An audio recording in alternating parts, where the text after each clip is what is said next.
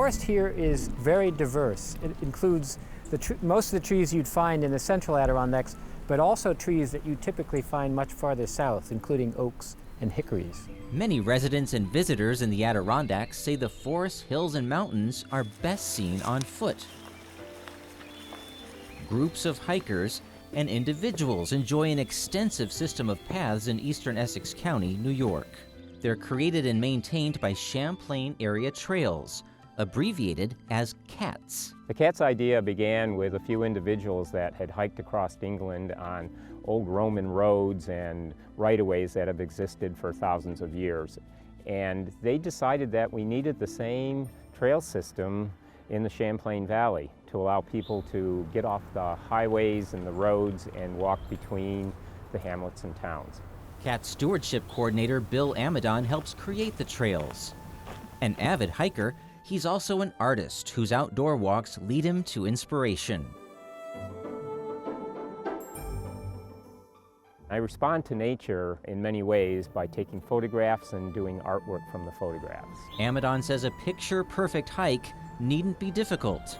The CATS system has trails geared for hardcore hikers and others for people who'd rather take a leisurely stroll. Visitors can go to our website and look at our trail roster. We are in the process of grading our trails as to difficulty, and we'll probably be posting that at the trailhead.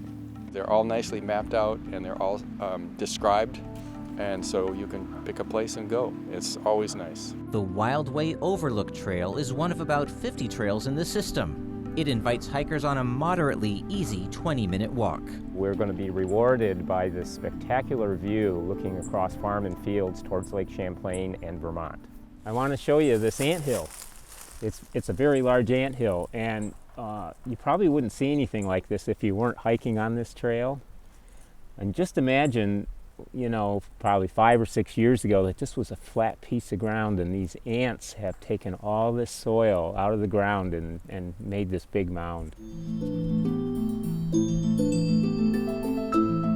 Along the way, hikers may read informative signs about their surroundings, designed by author and illustrator Sherry Amsel. At the top of the trail, a vista worth the effort.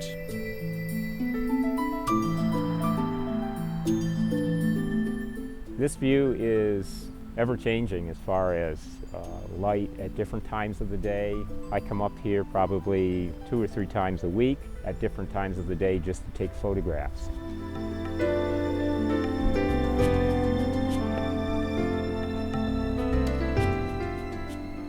This is a great place on this trail to come up and actually be on top of the birds that are catching thermals and looking for prey.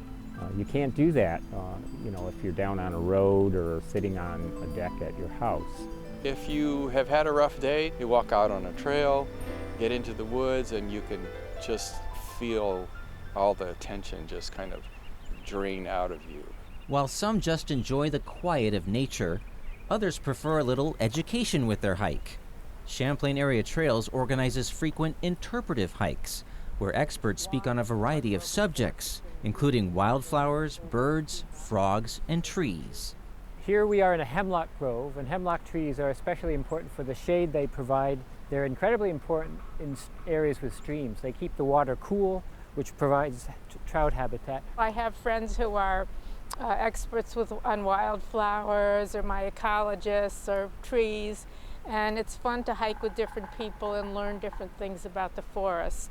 One springtime years ago, I came across a fresh bear scat right here, and I reckon that bear may have been using this wildlife corridor from the mountains to the lake, looking for some of the lush wetlands near the lake during that springtime after hibernation. Nature is a passion of mine. I love wild places, and I like to talk to people about the beauty of the Adirondacks and other wild places.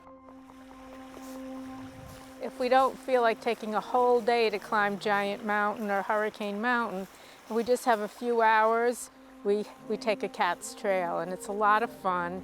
They're very accessible, and on a beautiful day like this, there's nothing more fun to do. I think a trail system is a great way to see the Adirondack Mountains because it slows you down. A lot of people just pass through by car and really don't get out on the land and take a look at the wildness, the beauty of nature.